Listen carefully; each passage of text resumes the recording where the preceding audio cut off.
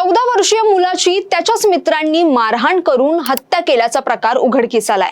हत्या केल्यानंतर पुरावा लपवण्यासाठी मृतदेह तलावात फेकून तो बुडाल्याचा बनाव करण्यात आला आणि शेवटी सत्य हे समोर आलंच। क्षुल्लक भांडण हत्येपर्यंत कसं पोहोचलं, नेमकं काय घडलं, पाहूयात या व्हिडिओच्या माध्यमातून। नमस्कार, मी जान्हवी, आपण पाहत आहात टाइम महाराष्ट्र। सिद्धार्थ अजय लोंढे भांडूप पश्चिम येथील तुळशीपाडा परिसरात कुटुंबासोबत राहणारा एक मुलगा जो 8वीत शिकत होता। 22 फेब्रुवारी रोजी दुपारी सुमारे 3 वाजताच्या सुमारास तो खेळायला जात असल्याचं सांगून घराबाहेर पडला। मध्यरात्री उशिरापर्यंत तो घरी परतलाच नाही। कुटुंबियांनी शोधाशोध करूनही काहीच माहिती न मिळाल्याने आईने पोलिसात बेपत्ता झाल्याची तक्रार दाखल केली आणि त्यानंतर अल्पवयीन मुलगा बेपत्ता असल्याने पोलिसांनी अपहरणाचा गुन्हा दाखल करून तपास सुरू केला। दरम्यान प्राथमिक चौकशीत सिद्धार्थ नेहमी मित्रांवर दादागिरी करत असल्याने त्याचे मित्रही त्याच्या स्वभावाला त्रासले होते। त्याच्याच वयाच्या काही मित्रांनी त्याला धडा शिकवण्याचं ठरवलं होतं। त्यानुसार सिद्धार्थला विहार तलाव परिसरात नेऊन लाकडी काठीने मित्रांनी मारहाण केली। मारहाणी दरम्यान त्याच्या डोक्याला गंभीर दुखापत झाली आणि त्याचा घटनास्थळीच मृत्यू झाला। या घटनेनंतर ही तीनही मुलं जाम घाबरली। घाबरलेल्या मुलांनी मृतदेह तलावात फेकून तो पाण्यात बुडाल्याचा बनाव करण्याचा प्रयत्न केला। त्याला तलावात फेकून देऊन सगळे आरोपी घटनास्थळावरून निघून गेले। एकीकडे घरचे सिद्धार्थला शोधत होतेच, पोलीस देखील तपास करत होते। त्याचा तपास काही लागत नव्हता। अपहरणाचा गुन्हाही दाखल केला होता आणि हाच तपास सुरू असताना दुसऱ्याच दिवशी म्हणजे 23 फेब्रुवारीला सायंकाळी सुमारे 5 वाजता विहार तलावात एक मृतदेह तरंगताना काही लोकांना आढळला। घटनास्थळी उपस्थित असलेल्या लोकांनी लगेच पोलिसांना ही माहिती दिली।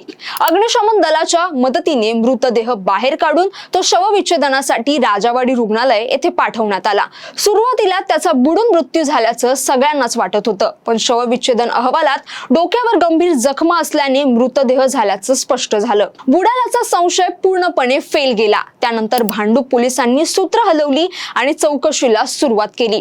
यातच एका मित्रासोबत पाहिल्याचं काही लोकांनी सांगितलं। त्यानुसार त्या संशयित मित्राची पोलिसांनी चौकशी केली तेव्हा सुरुवातीला तो आम्ही सगळेजण पोहायला गेलो होतो तेव्हा तो बुडून गेला असं कारण सर्वच मित्रांनी सांगितलं। मात्र पोलिसांनी सर्व मित्रांची एक एक करून चौकशी केली तेव्हा त्यातील एकाने गुन्ह्याची कबुली दिली आणि यानंतर तीनही अल्पवयीन मुलांना पोलिसांनी ताब्यात घेतलं। मारहाणीत वापरलेली काठीही पोलिसांनी जप्त केली आहे। या प्रकरणी भांडूप पोलिसांनी अपहरण, हत्या आणि पुरावा नष्ट करण्याचे गुन्हे दाखल केले आहेत। हे तीनही आरोपी अल्पवयीन असल्याने त्यांना पुढील कारवाईसाठी डोंगरी येथील बाल निरीक्षण गृहात ठेवण्यात आलं आहे। पोलीस पुढील तपास करत असून अधिक पुरावे आणि साक्षीदार शोधत आहेत। हे जे गुन्ह्यामध्ये विधी संघर्ष बालक होते 3 आणि मयत मुलगा जो होता हे 4 मित्र होते। यामध्ये बुडाल्याचा बनाव केला होता, परंतु शवविच्छेदन अहवाल प्राप्त झाला। शवविच्छेदन अहवालामध्ये डोक्याला हेड इंजुरी होती। त्यामधून आम्ही पोलिसांनी बारकाईने तिन्ही विधी संघर्ष बालकाकडे विचारपूस केली व इतर तपास केला। त्याच्यामधून त्याचा खून केला हे निष्पन्न झाले। कारण काय होतं हत्येचं कारण आता प्राथमिक स्टेजला तपास चालू आहे। तरी प्राथमिक स्टेजला ही माहिती मिळते, पुरावा मिळतो की बालकाकडे चौकशी केली असता की तो मयत मुलगा हा दादागिरी करायचा त्यांच्या म्हणजे तिघांना असं आलेलं आहे। परंतु अजून पुरावे प्राप्त करून याचं कोणतं भक्कम कोणतं कारण असेल ते आम्ही तपासात निष्पन्न करून आरोपी विरुद्ध चार्जशीट कोर्टात लवकरात लवकर पाठवू। विधी संघर्ष बालकाविरुद्ध दोषारोप कोर्टात पाठवित आहोत। 2 आरोपी त्याच्याच इयत्तेतले आहेत बरोबर। दोन्ही जो मयत मुलगा आहे तो 8वीत शिक्षण घेत आहे व दुसरे 2 आहे, दुसरा एक तो 8वीत घेतो व एक 9वी मध्ये आहे।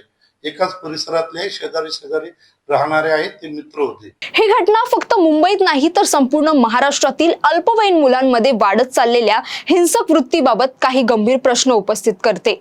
अल्पवयीन मुलांमध्ये हिंसक वृत्ती का वाढतीये? एक साधं भांडण हत्येपर्यंत कसं काय पोहोचलं? अशा घटना रोखण्यासाठी आपल्याला काय बदल करायला हवेत? तुमचं मत आम्हाला नक्की कमेंट करून सांगा आणि हा व्हिडिओ आवडला असेल तर लाईक करा, शेअर करा आणि चॅनलला सबस्क्राईब करायला विसरू नका। धन्यवाद।